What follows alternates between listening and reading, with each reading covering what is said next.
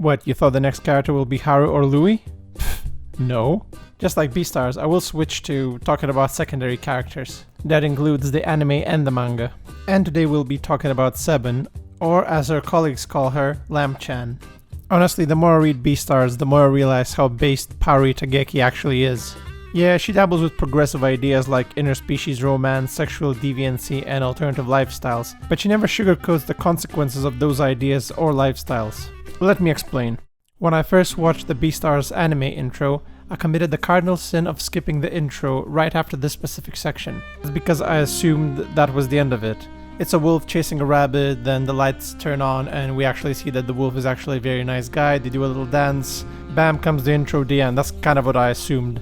But if I just stuck around for 3 more seconds, I would have seen a full context of that intro. We transition back to see Legoshi in a state of panic with a skull and blood next to him. Only then do we pan up to see the Beastars logo. The last scene pretty much implies that his encounter with the rabbit wasn't the idealistic fantasy we saw prior. And you can see the same theme throughout the series with almost every single character. Every choice these characters make have consequences. This creates a lot of interesting conflict that lets us, as the viewers or readers, decide whether those choices were the right ones. So anyway, back to Sebun. Sebun is a 29-year-old female merino sheep who works for Metal Mouse, a sportswear company that creates clothes and shoes for young carnivores. She's well paid, she lives in a high-class condo, and she works in an industry that she was interested in ever since she was little. She was a model student, aced her exams, and got her degree. So why is she not content with her life? Just like we saw in the intro, there are consequences to every single choice. Yeah, she has a well-paid job, but she ends up being bullied by her colleagues. Yeah, she has a fancy apartment, but it's too big for her and she lives alone, so she has no one to share it with. Yes, she is hardworking and well-educated, but her boss doesn't acknowledge this. Now, you can argue that her colleagues shouldn't bully her, but you have to remember that she has chosen to work in a carnivore-dominated industry. So she's already at a disadvantage, which makes her work even harder in order to stay in the position she has. It doesn't help that she's agreeable and doesn't stand up for herself, because of course, if she does, she might lose her job. These situations are very realistic because they do happen in the real world. However, when she does lose her position in sales, she starts to come to realization that her career was a sham. All her material possessions are worthless and don't bring her joy.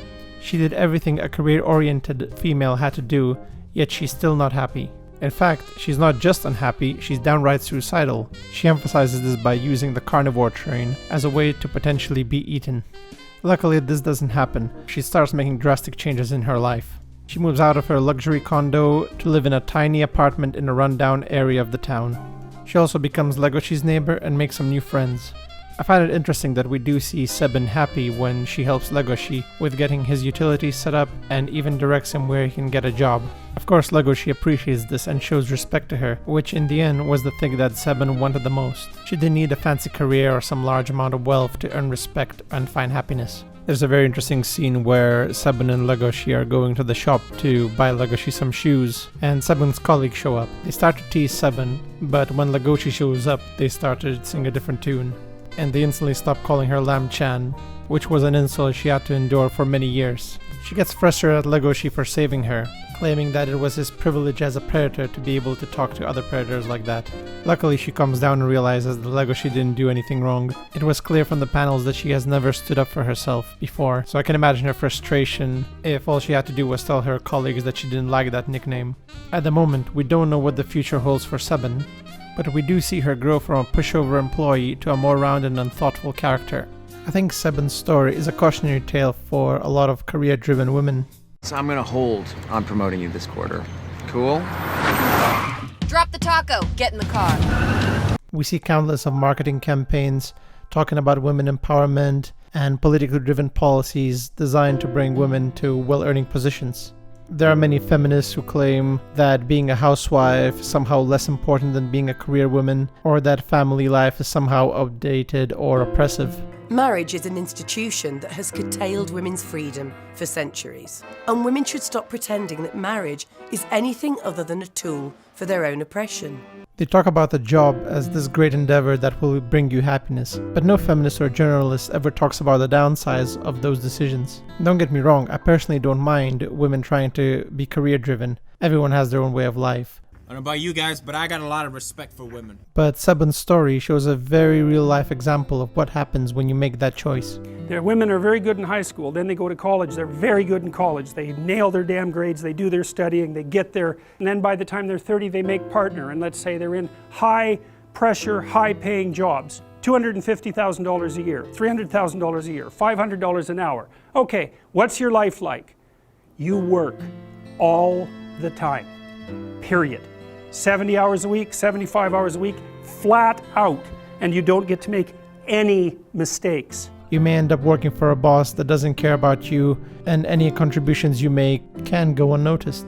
Despite putting long hours at a stressful job, you are still easily replaceable by someone else, so you end up working even more so you wouldn't be replaced.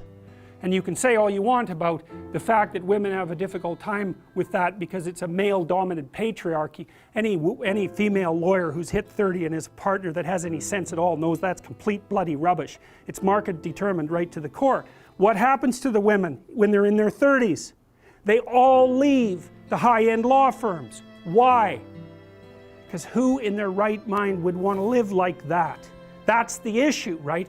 Once you make about $60,000 a year for your family, but let's say for you personally, additional income has zero impact on your quality of life. Zero. And after all that, you come into your apartment and there's no one there to greet you. No husband, no happy kids, just furniture you bought. Thank you again for watching. If you're interested in these kind of videos, please hit the subscribe button. If you have any opinions on the matter, or if you want to suggest what character I should do next, please write in the comments. But yeah, thank you for watching, and I will see you next time.